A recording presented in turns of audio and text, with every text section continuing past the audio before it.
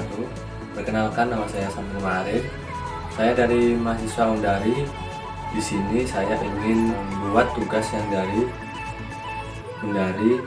Untuk menyelesaikan tugas saya ingin mewawancarai Pak Wali Negari Teratak Tinggi.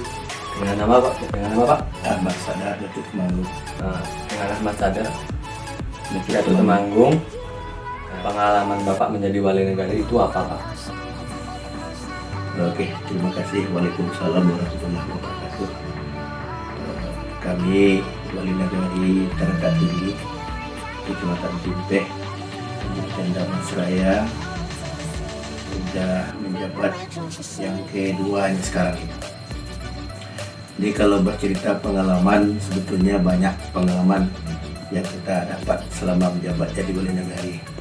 Pertama, pengalaman yang sangat berkesan bagi kita yaitu bahwa setiap ada keperluan masyarakat urusan-urusan dengan ke kantor Wali Negari, apabila masyarakat itu bisa kita layani secara baik, sehingga kepuasan kita sangat kita rasakan gitu. Kemudian pengalaman menjadi Wali Negari ini, kita adalah pejabat publik, tentu kita banyak perlu mencari koneksi atau teman-teman atau dengan kepala-kepala instansi OPD yang ada di kabupaten, baik pun di provinsi atau ke pusat itu. Pengalaman yang sangat berkesan yaitu dengan adanya program-program dan bantuan yang masuk ke Nagari, dengan melalui kita ada hubungan baik atau melalui proposal sehingga terwujud di Nagari kita, ya, tentu kepuasan kita ada. Salah satu yang kita rasakan yang masyarakat kita jelas, pertama tentu yang perlu sangat dirasakan sekarang adalah infrastruktur, bangunan-bangunan jalan.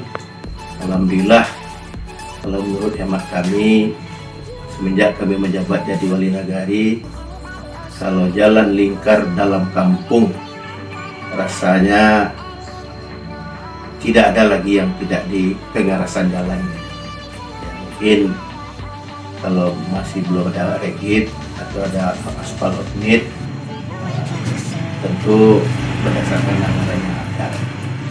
Kemudian pengalaman itu kalau di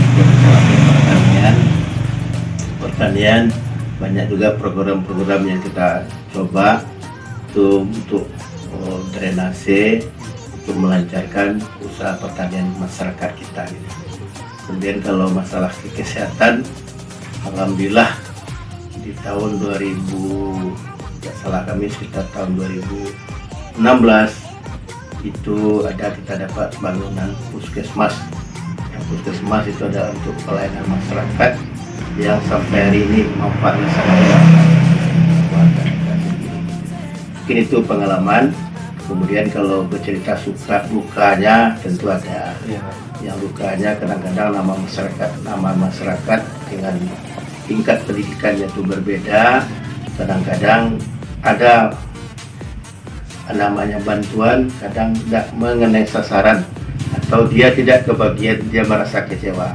Padahal pemerintah sudah melakukan validasi data, verifikasi dengan berdasarkan musyawarah, mungkin ada dengan kepala jorong, dengan tokoh masyarakat, sehingga pemberian bantuan itu kita berupaya tepat sasaran. Kemudian tidak ada pilih kasih, walaupun di sini kita majemuk, tidak ada rasanya kalau menurut saya sebagai Wali Negari harus ini untuk orang sini, itu orang sini, tidak. Yang jelas kita berikan bantuan itu menurut hemat kami tepat sasaran itu. Itu kira-kira pengalaman kami. Motivasi Bapak menjadi Wali Negari untuk masyarakat itu apa, Pak? Oke. Motivasi yang sering kami lakukan, kami mengajak dan mengimbau seluruh masyarakat kita dalam dunia teknologi, bahwa seluruh masyarakat kita berharap harus mengikuti pendidikan sekolah minimal program 12 tahun. Di 12 tahun minimal di SLTA, sehingga tidak ada lagi masyarakat kita yang buta huruf. Dan kemudian pola pikirnya, kalau masyarakat sudah berpendidikan, tentu dia cara berpikirnya pun dia cara objektif, kemudian dia logis dia berpikir, sehingga tidak ada merasa kalau udah dia berpendidikan dia bisa memilah-milah mana yang baik, mana yang salah.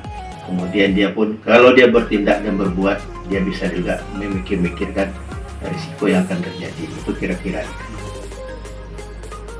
Terakhir, ini Pak, untuk menjadi wali negara awal untuk ini teman-teman yang mendengar YouTube ini Pak. Gitu.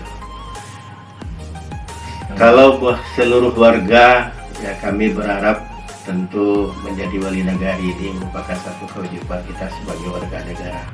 Semuanya berhak dan bisa menjadi wali negari.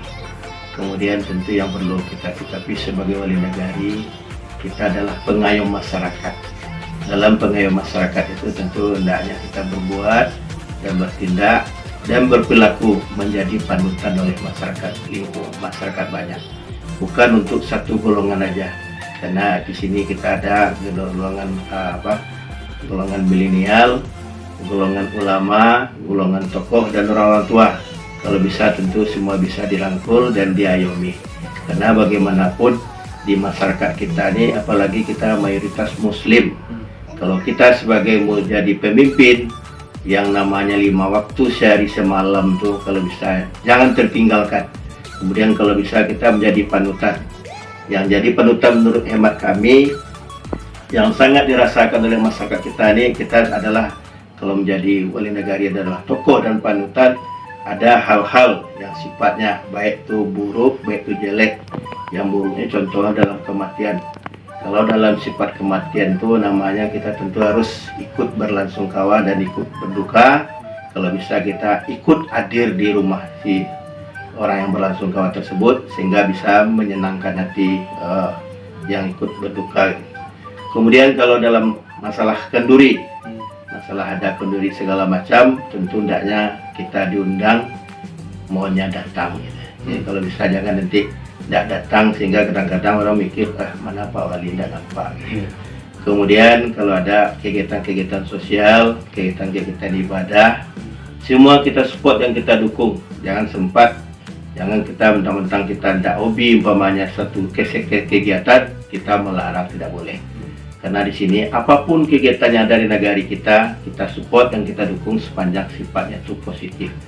Kemudian kita berharap kalau masalah kenakalan-kenakalan tentu mari kita ajak masyarakat dan tokoh, mari kita kurangi.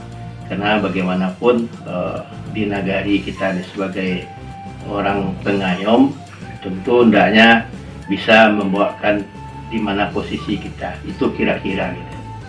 Itu wawancara kami di hari ini. Kalau memang ada salah jangkal, saya atau Pak Wali Negari ini mohon maaf sebesar-besarnya. Saya akhiri. Assalamualaikum warahmatullahi wabarakatuh. Waalaikumsalam warahmatullahi wabarakatuh.